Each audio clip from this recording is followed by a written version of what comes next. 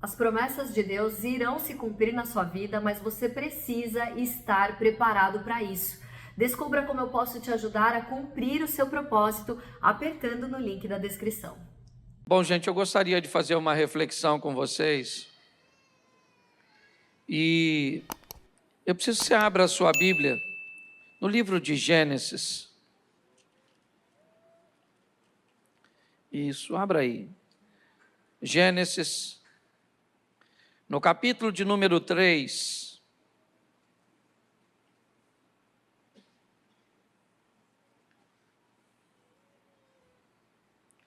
O verso é o de número 21. Coloca para mim, por favor. É só uma reflexão.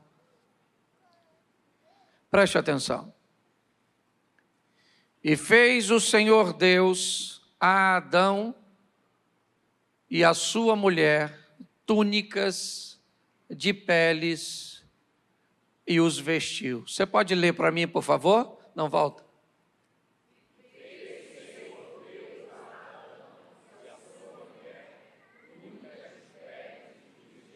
Feche seus olhos.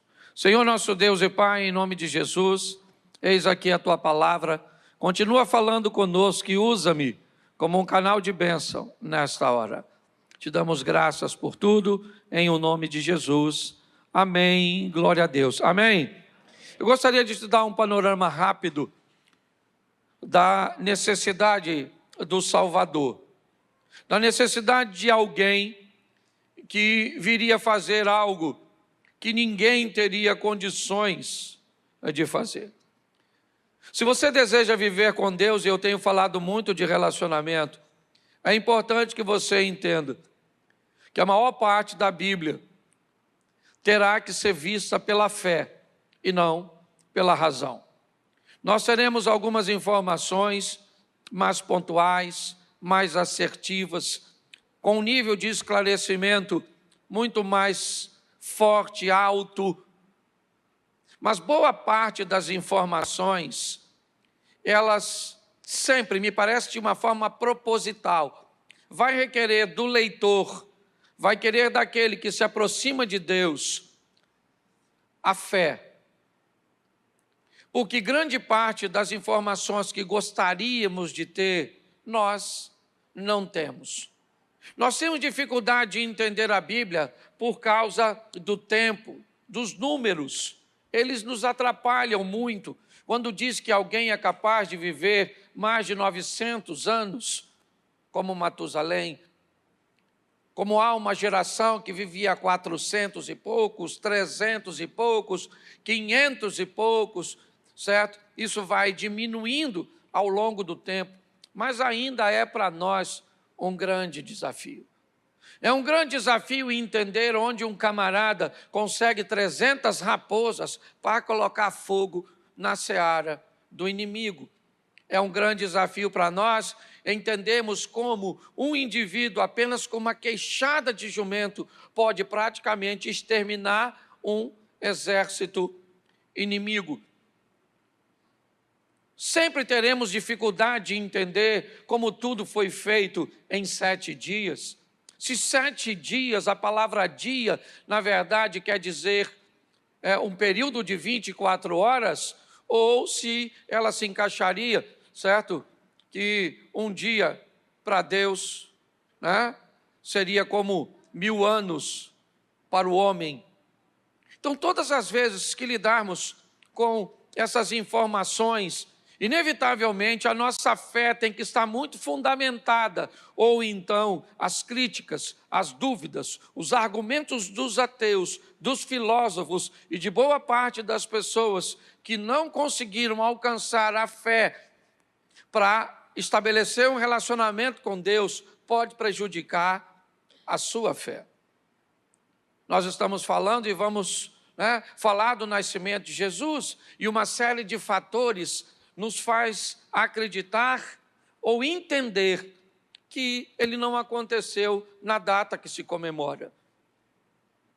Tá certo? E você vai observar por inúmeros ângulos, inúmeras escolas, e elas vão contradizer isso por causa de questões climáticas e uma série de outros fatores que estão envoltos nisso.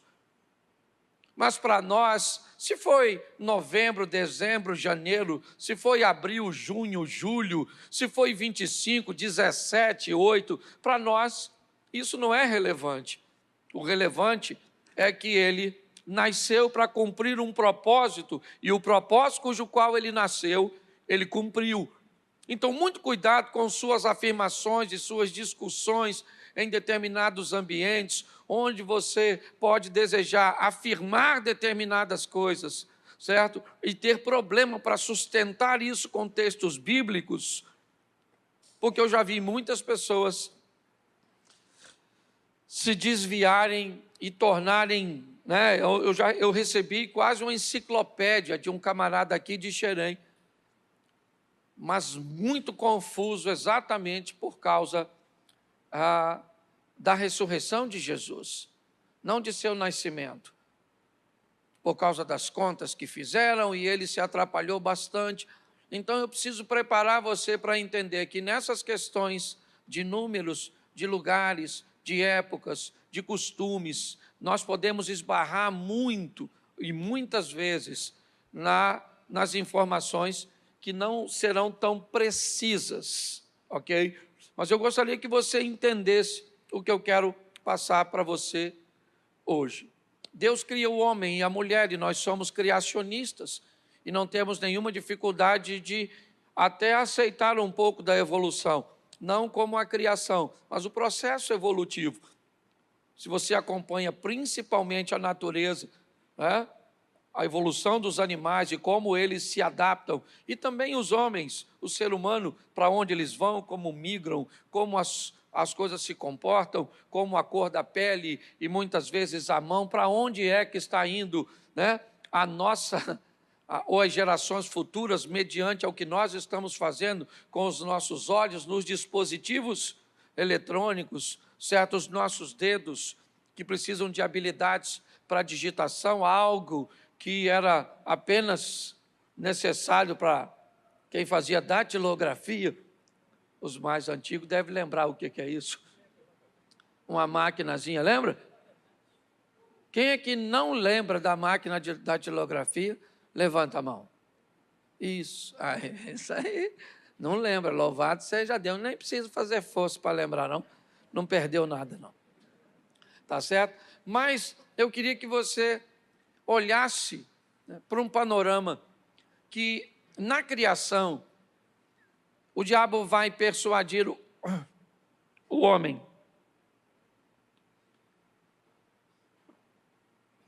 E sua mulher. E eu acho que isso todo mundo sabe. A historinha de um limite que é ultrapassado, e que durante algum tempo alguém disse que era uma maçã, um fruto, alguma coisa desse tipo, mas a mensagem apenas quer dizer que um limite foi estabelecido no jardim, no Éden, num ambiente que era chamado de paraíso, e aqueles que viviam ali resolveram ultrapassar os limites estabelecidos por Deus. E o que foi dito é que, uma vez ultrapassados os limites, eles seriam banidos daquele ambiente, e isso aconteceu. Eles enxergam uma nudez que tem muito mais, né, do que apenas uma nudez física, mas é importante você notar que, ao observar isso, eu confesso a você que aí a minha fé tem que entrar em ação, porque as informações não são suficientes para me satisfazer. Eu não consigo entender por que é que eles pegam folhas para se cobrir. Eu não consigo entender. De onde vem a tal vergonha para cobrir seus órgãos sexuais com folhas de figueira?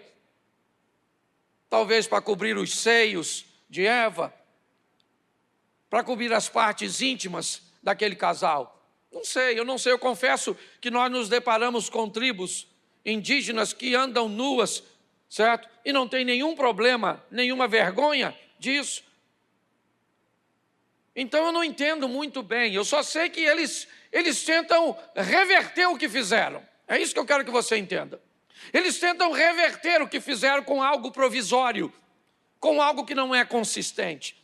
Eles pegam uma folha que não sobreviverá muito tempo, que irá apodrecer já, que basta o movimento, que basta o sentar e o levantar, e é uma questão de tempo até essas folhas não sobreviverem, ou seja, não serem suficientes para cobrir a nudez.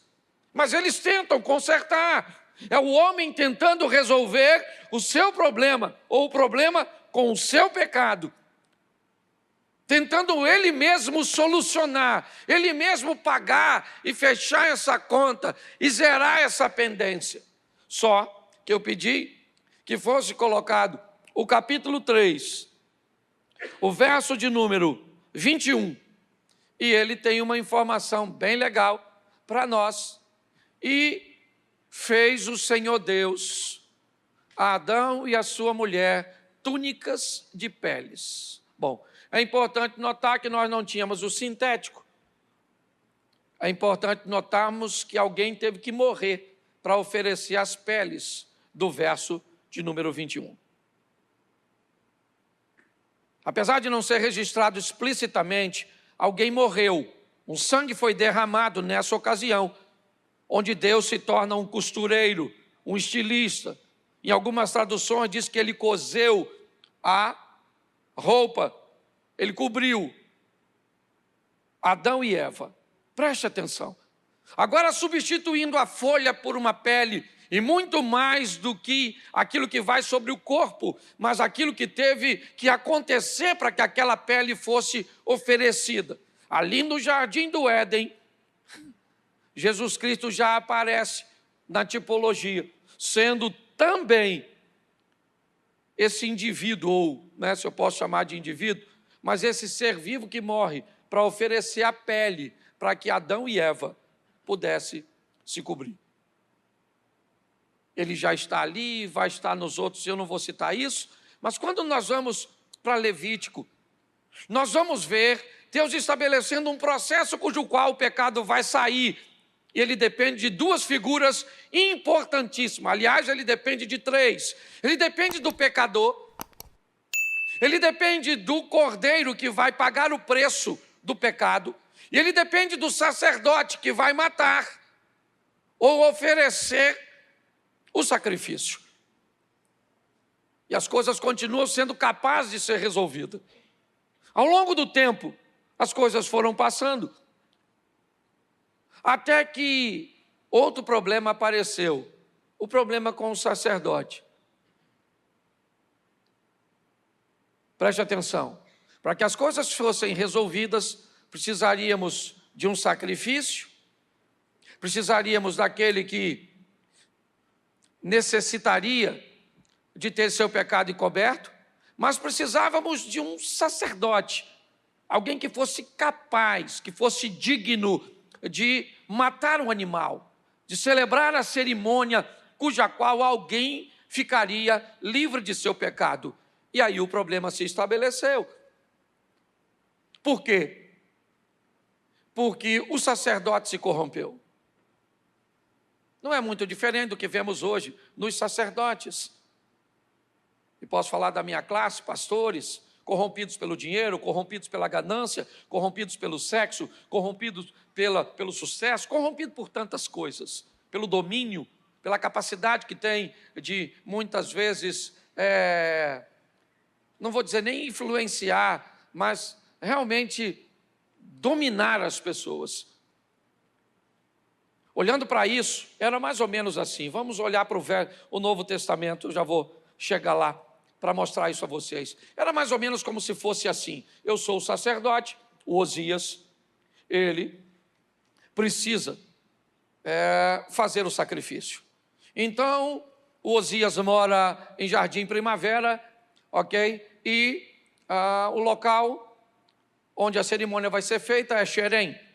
Para o Osias é muito mais rápido comprar um animal aqui em Xerém do que andar com um animal lá de Jardim Primavera até Xerém.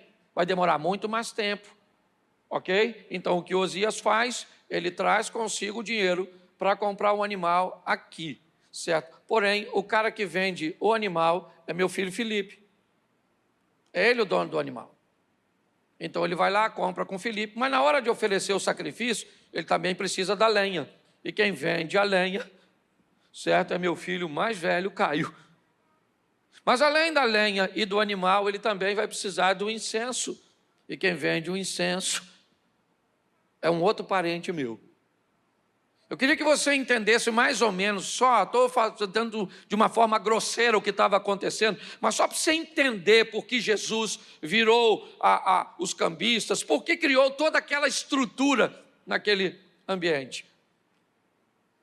Mas nós voltamos à estaca zero agora, porque o templo está lá, e se alguém entrasse para oferecer o sacrifício no Santo dos Santos, ele seria fulminado.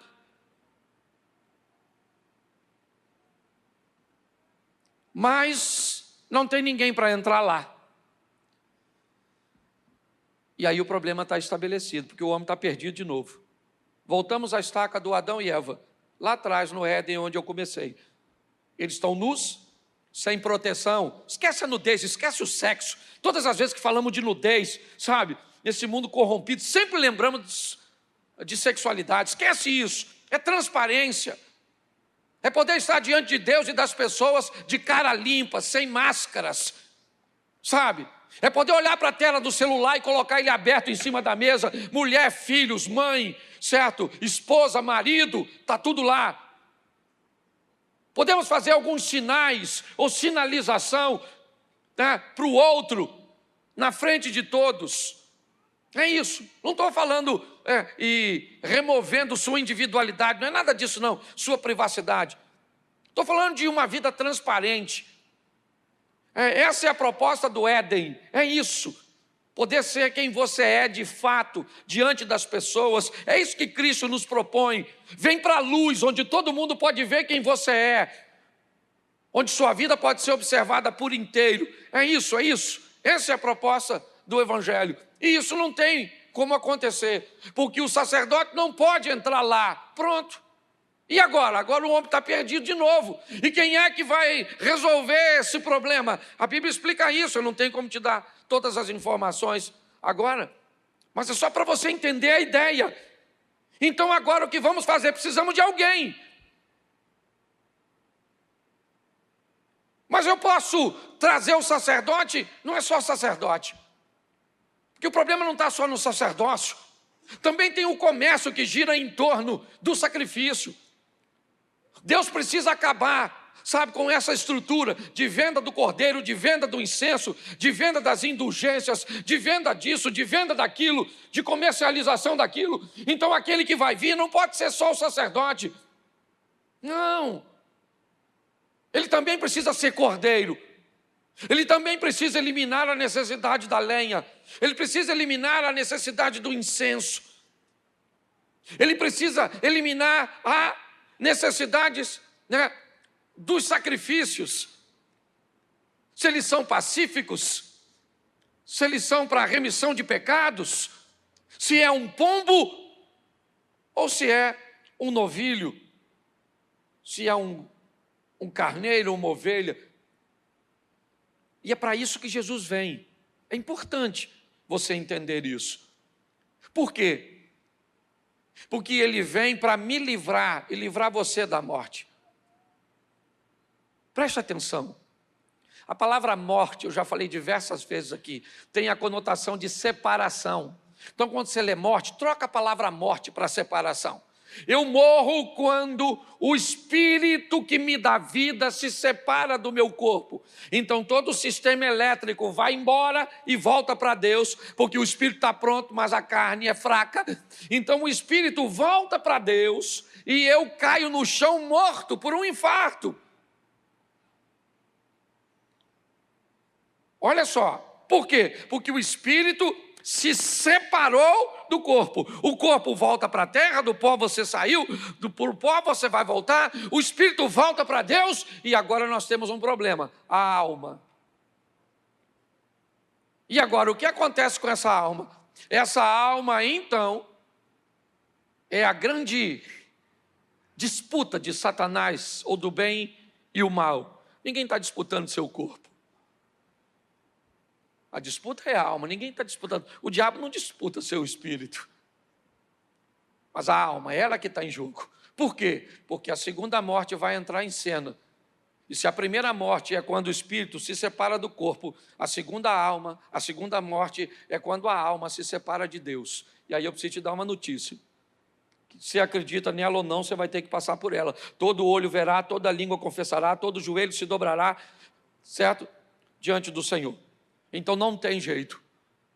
A única maneira de você não viver a segunda morte, porque a primeira, a não ser que o arrebatamento venha, certo? Todos nós vamos ter que atravessar, é da seguinte forma, recebendo Jesus Cristo como Salvador. Por quê? Porque Ele é aquele Cordeiro que morreu, certo? Para nos vestir, para pagar um pecado, certo? Para pagar uma transgressão. E se prepare, eu tenho falado isso principalmente para a liderança, a palavra pecado já vai ser banida de nosso vocabulário, assim como algumas palavras têm sido acrescentadas, assim como algumas palavras já foram banidas. Quem é aqui do tempo da palavra cebosa?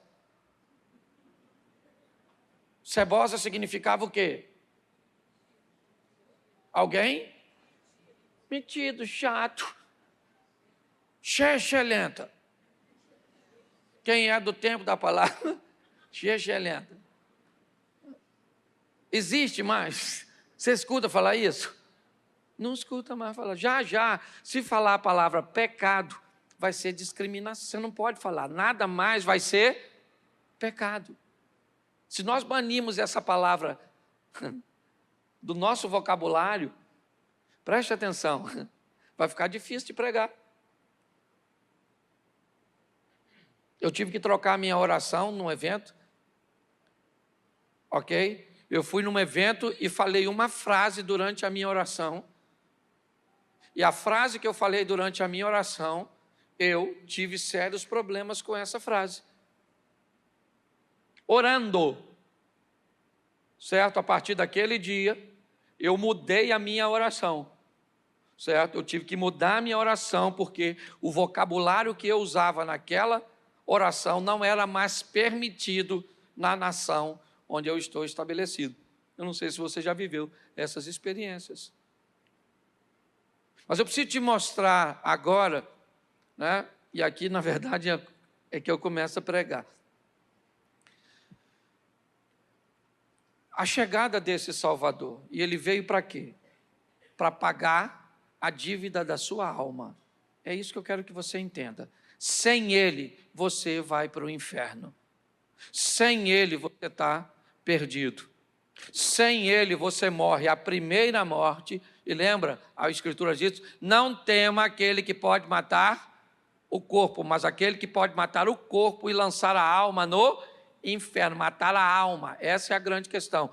Jesus, ele veio para nos dar uma vida abundante na terra, é verdade, mas para pagar uma dívida. É muito importante que às vezes as pessoas não têm o entendimento disso. O presente tomou conta, a ceia tomou conta, a confraternização tomou conta, mas as pessoas às vezes não têm habilidade de entender o que ele fez naquela cruz.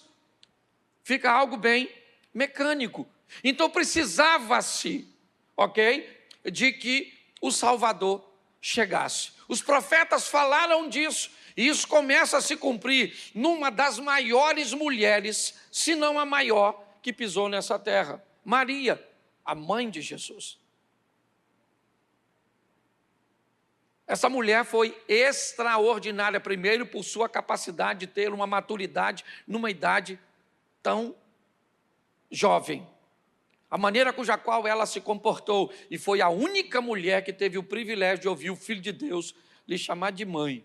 Então, por favor, evangélico, nunca diga que esta mulher, ou que Maria, é uma mulher qualquer, porque não é. Foi uma privilegiada. Lembra o que o anjo disse a ela? Salve, agraciada, o Senhor é contigo. Que isso fique claro. Daí a se tornar mãe de Deus é outra história, que eu não vou, certo? Falar aqui. Mas deixa eu pegar para vocês algumas coisas que me encantam, e eu vou pegar só Mateus, tá certo? Para ganhar tempo. Abra sua Bíblia no Evangelho de Mateus, e eu vou te mostrar algumas coisinhas que eu acho que vale a pena nós observarmos. Mateus capítulo 1, verso de número 18. Mateus 1,18. Ora, o nascimento de Jesus Cristo foi assim.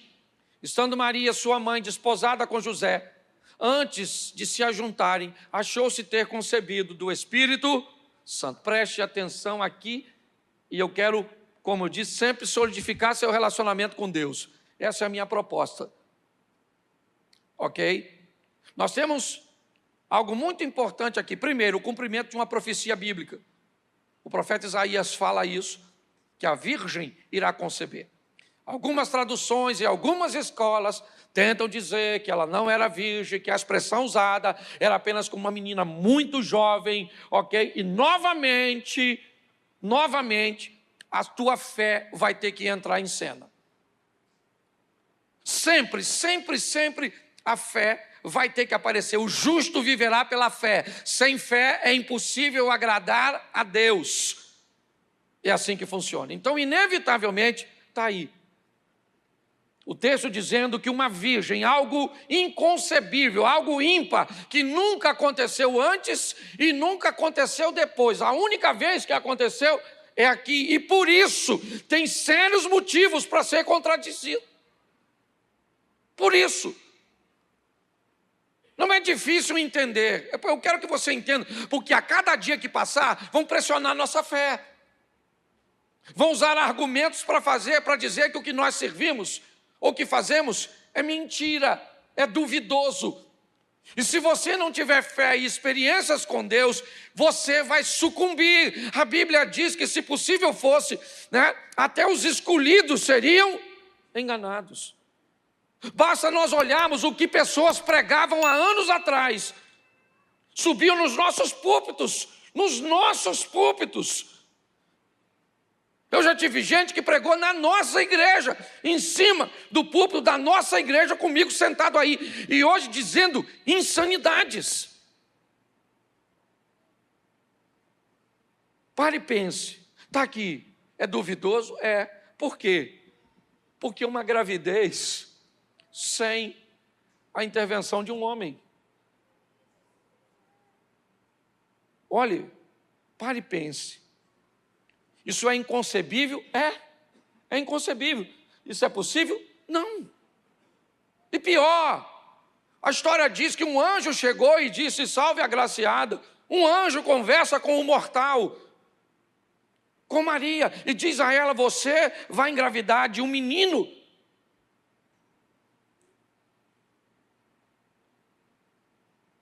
Você consegue entender isso? Nós estamos comemorando hoje o aniversário desse garoto, desse menino chamado Jesus. Você não acredita em Adão? Opa, beleza. Para você, Adão não existiu. A história do Éden é a história da carochinha. Então, queria lembrar você que a Bíblia diz que o pecado entrou por um homem, e se entrou por um homem, o pecado saiu por um homem. Porque senão não há justiça. Não há diferença nenhuma num ser humano, como ser humano, entre Adão e Jesus. Porém, se Jesus veio desfazer algo que Adão não fez, tem algum problema com a nossa fé. Então é importante que possamos entender isso. As Escrituras estão se cumprindo e ele vai ter que vencer. No capítulo 4, coloca para mim, por favor, verso 1. A coisa que todos perderam. Todos, nenhum ser humano chegou nessa terra e venceu a batalha que ele venceu. Ninguém. De Adão ao último indivíduo que vai, certo, morrer ou no dia do arrebatamento. Então foi conduzido Jesus pelo Espírito ao deserto para ser tentado. Todos que foram tentados perderam a batalha. Todos. Não teve ninguém. Pega para mim alguém aí. Quem é que você gosta na Bíblia? Vai lá. Vai Davi? Quer Salomão? Quer quem? Quer ir para o profeta Elias? Vamos lá? Você quer ir para quem? Eliseu? Vamos embora? Moisés? Abraão? Quem você quer ir? Todos eles. Apóstolo Paulo? É isso? Pedro? Todos perderam a batalha para a tentação. O capítulo 4 expõe o nosso mestre, Jesus Cristo, sendo tentado pelo diabo. oferecendo a ele aquilo que mais ao longo da história derruba pessoas. E é assim que funciona. Alguns aqui de uma forma mais intensa, né? Apenas no capítulo 4, outros dizendo, né? Aí ao longo da história, de que Jesus tinha um caso extraordinário com Maria Madalena. Que é bíblico ou fora da Bíblia? Essa pressão sempre vai existir. Qual é o propósito de tudo isso? Você acha que é do nada? Não. É fazer você desistir da fé. É transformar Jesus em alguém comum para você. É isso.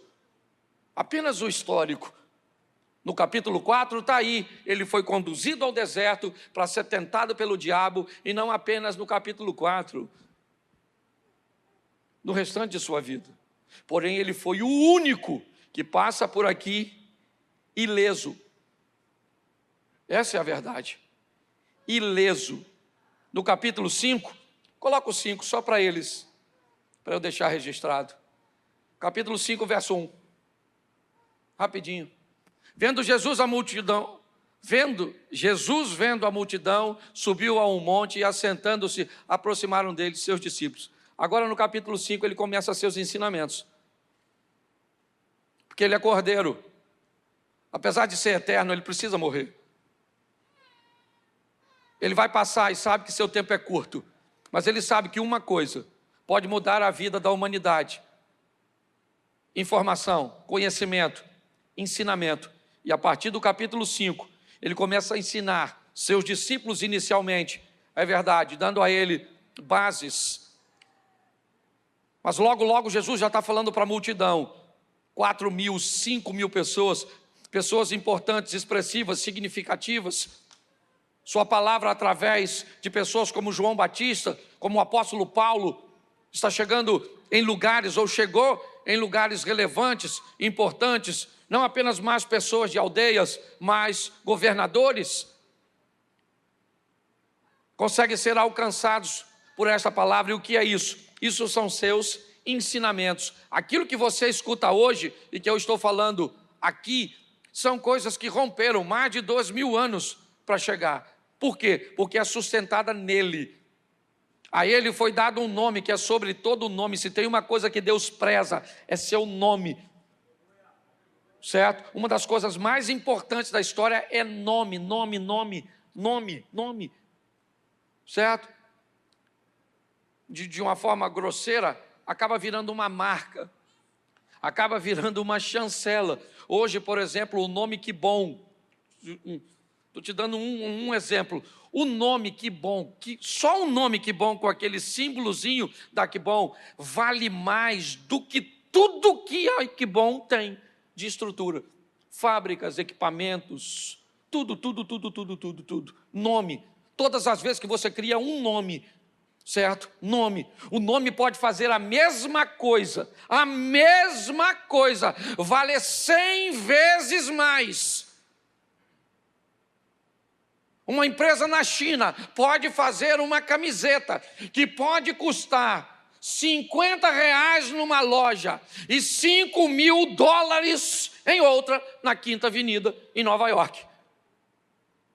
Qual é a diferença? O tecido é o mesmo, a fábrica é a mesma, a costureira é a mesma, é o nome que está sobre ela.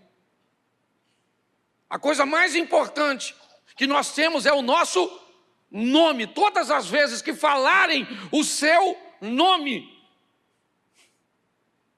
pare e pense nisso. O inferno sabe quem você é. Estão tentando expulsar um demônio. E aquele que tenta diz, em nome daquele que Paulo diz. 2 nomes são citados nesse texto. Um implícito e outro explícito. O nome Paulo e o nome Jesus. Porque Paulo expulsava demônio em nome de Jesus. Então disseram, em nome daquele que Paulo diz, sai agora. E o demônio diz, Paulo, eu sei quem é. Esse nome tem autoridade. Aquele que Paulo diz, eu também sei quem é. Mas e você? Quem você é? Eu não sei quem você é. E o texto, depois você lê, diz que o demônio ataca os 2 indivíduos e que sai basicamente pelado. Seus ensinamentos estão construindo um nome em pessoas. É isso. E continua fazendo. Pessoas que têm nome, que constroem nome, que ganham credibilidade.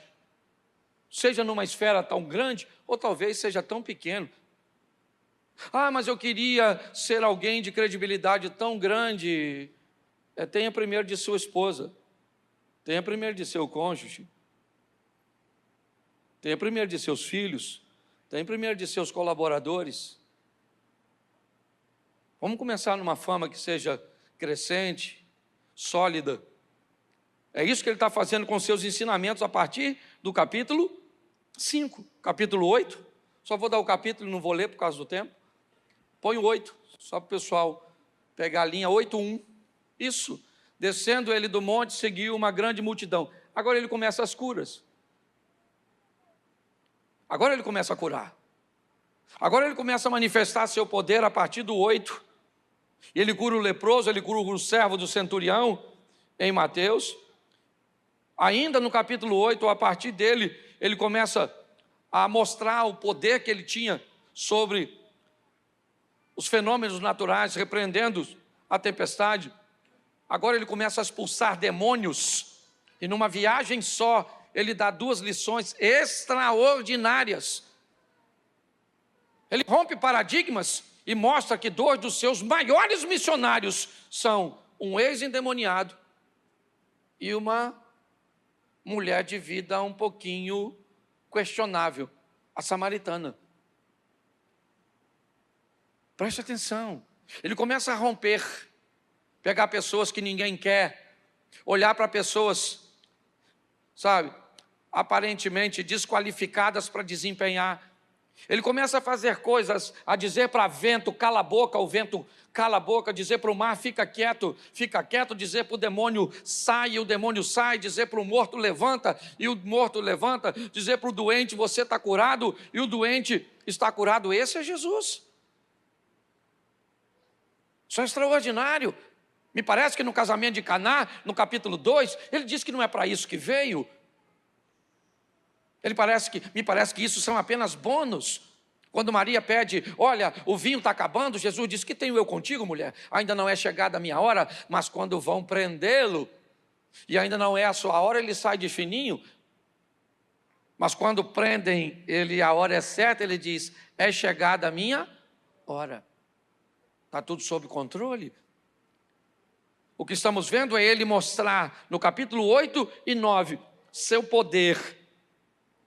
Mas no capítulo 10, põe o 10, verso 1, novamente ele volta para coisas muito preciosas, chamando os seus 12 discípulos, deu-lhe poder sobre espíritos imundos, para que expulsassem e para curarem toda a enfermidade e todo o mal. Preste atenção, o que ele mostrou no capítulo 5, ou no capítulo 8, agora com suas curas, depois de ter dado os ensinamentos, agora ele diz para os discípulos, vão sozinhos agora, apoiando uns aos outros. Evitem ir sozinhos. Mas vão agora, para quê? Porque agora está na hora, certo, de vocês estagiarem. Agora eu não vou com vocês. Vão, expulsem os demônios. Comecem a fazer, comecem a realizar, comecem a divulgar. Os ensinamentos estão aqui. Se você olhar o capítulo 10, ele continua dando mais instruções. E dentre elas, a proposta da salvação. Mas tudo isso é bem legal, mas ele já está caminhando para a parte final e eu também. Capítulo 26 ainda de Mateus. Vale a pena você ir para casa e ler os 28 capítulos de Mateus. E aconteceu que quando Jesus concluiu todos esses discursos, disse aos seus discípulos, vamos lá, bem sabeis que daqui a 2 dias é a Páscoa e o Filho do Homem será entregue para ser crucificado. 33 anos, seus discípulos estão aparentemente bem preparados, então ele passa para a reta final. Ele é ungido em Betânia, traído por Judas, ele participa da primeira ou da última ceia, ele vai ao Getsêmani, ele é preso e ele é julgado. Bom, cadê o cara? Desculpe a expressão, né? Não é falta de reverência, não.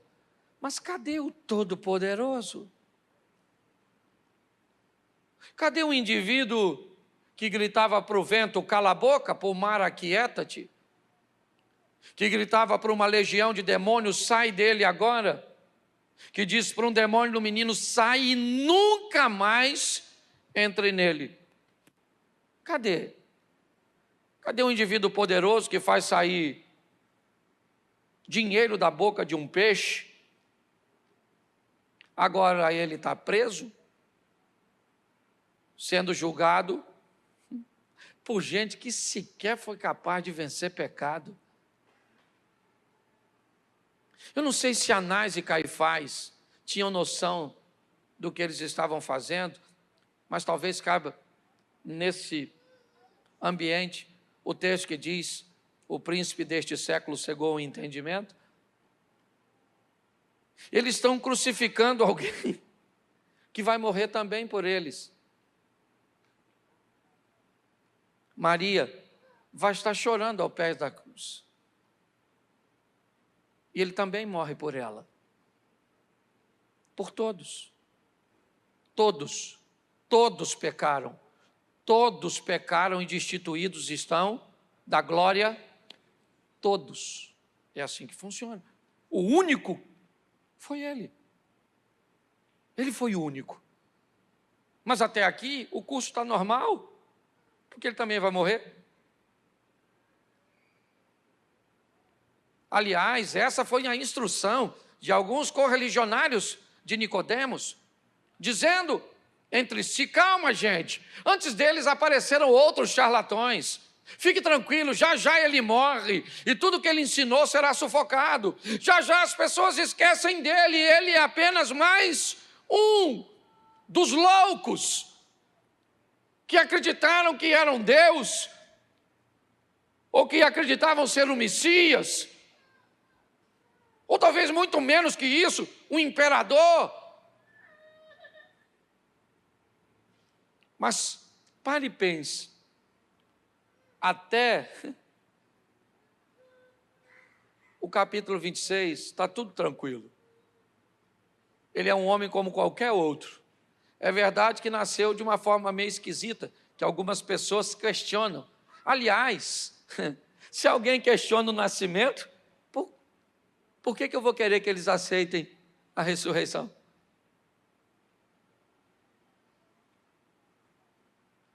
Se questionam o seu nascimento, mas quando eu olho para o penúltimo capítulo do livro de Mateus, eu vejo talvez um dos momentos mais cruciais da vida de Jesus. Põe o capítulo 27, só lê o texto 1 e 2, só para o pessoal saber onde é que está. E chegando amanhã, todos os príncipes, dos sacerdotes, os anciãos do povo, formavam juntamente conselho contra Jesus para o matarem. Verso, e manietando, o levaram e entregaram ao governador Pôncio Pilatos. Preste atenção, ele vai ser crucificado, mas não morreu. Ele está pendurado numa cruz. As pessoas que passam por ele, elas pedem para que ele faça uma coisa que ele pode fazer e que é muito tentadora. Desce da cruz. Desce. Desça daí. Saia da cruz. Preste atenção. Jesus está quase morrendo. O diabo que me fez pecar, que fez você pecar, que fez Pedro pecar, que fez Paulo pecar, que fez Estevão pecar, que fez... Vamos embora, pega aí na sua mente, na Bíblia. E fez Noé, e fez Abraão, fez Isaac, e fez Jacó, e fez José, e fez, não fez com esse indivíduo que está morrendo. Então tem um problema. Esse indivíduo que está morrendo, ele foge o modelo. Ele é ímpar. Ninguém é igual a ele. Então é melhor que ele não morra.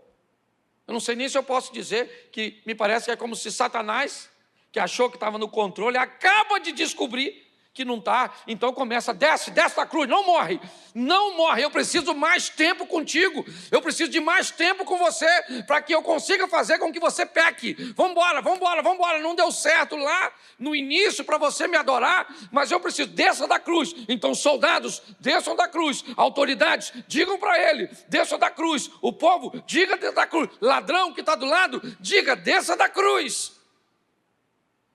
Esse é o 27. Porque se ele não descer da cruz, o inferno está com problema. O mal está com problema. Então ele pode descer. Está doendo. Ele não pode usar seu poder sobrenatural para aliviar a sua dor. Ele não faz uso do vinagre anestésico para diminuir sua dor. Não. Ele não pode, ele não quer. Até aqui, meu irmão, Jesus é igual a todos os homens. Sim, quem não viu, né, Mel Gibson me ajude, na Escócia, O Patriota, fantástico.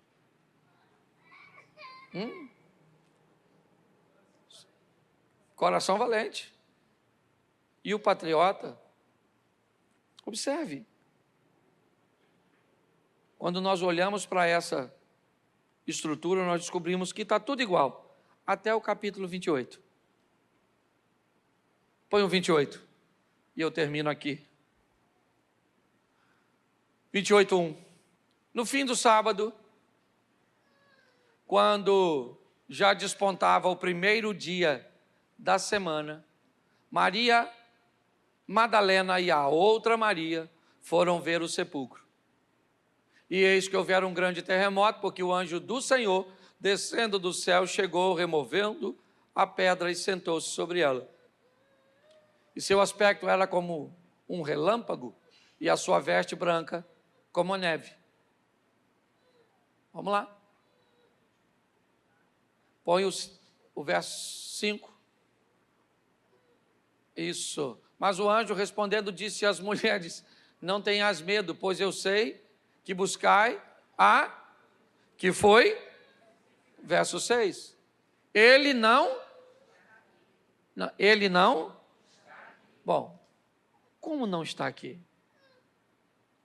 O lugar do morto é o sepulcro. Como não está aqui? O que aconteceu com ele? Para ele não estar aqui. Bom, ele não está aqui, ele já, como tinha dito. Ele disse que faria e fez. E mais do que isso,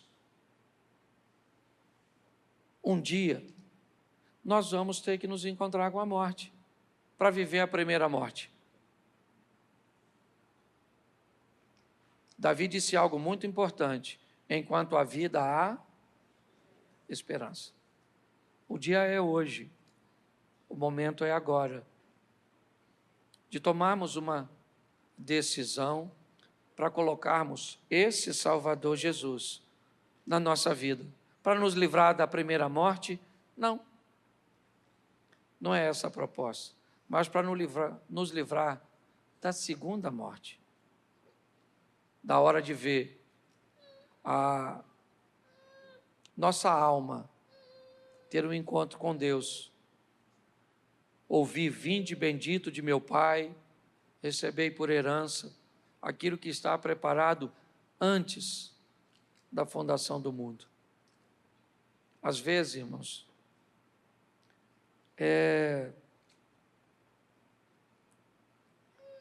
se tornou mecânico demais. Eu estou com um amigo à beira da morte. Talvez ele não passe dessa semana.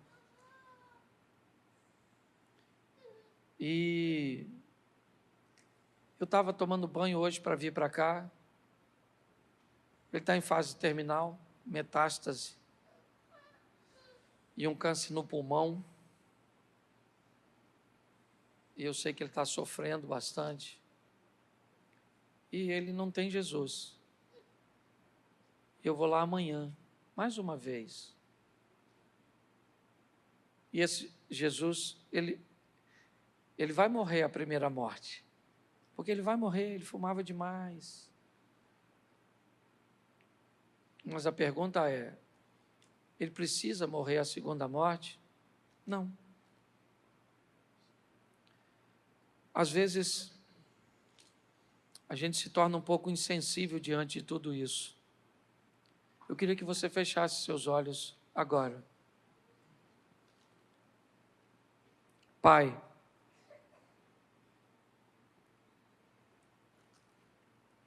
às vezes estamos envoltos numa vida tão dinâmica, num ambiente tão superficial, ó Deus, que nos esquecemos de que todos aqueles nossos irmãos têm dentro de si algo que o Senhor deseja e que para o Senhor concretizar, essas pessoas precisam receber teu Filho, Deus, porque somente através dele não há nenhum outro mediador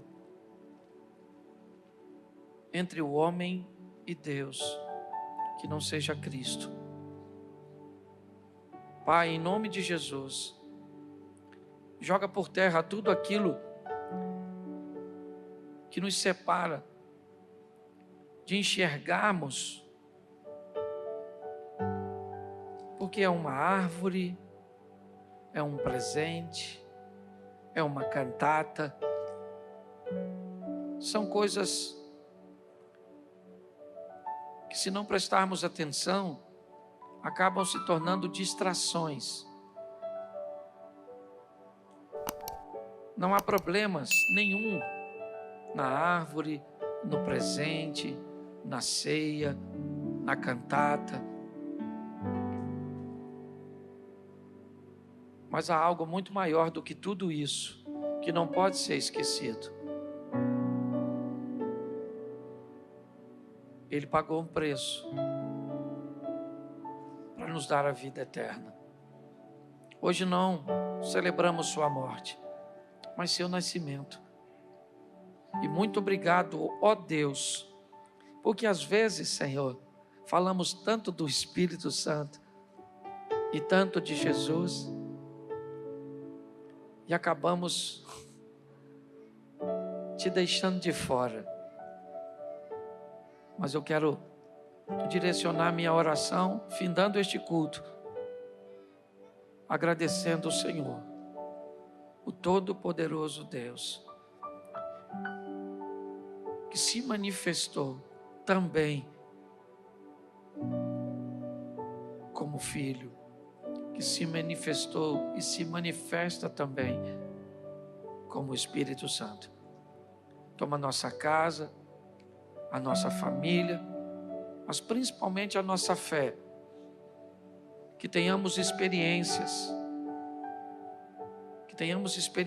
contigo, Senhor, que se sobreponha a informações mais precisas, exigidas por aqueles que não têm experiência nenhuma.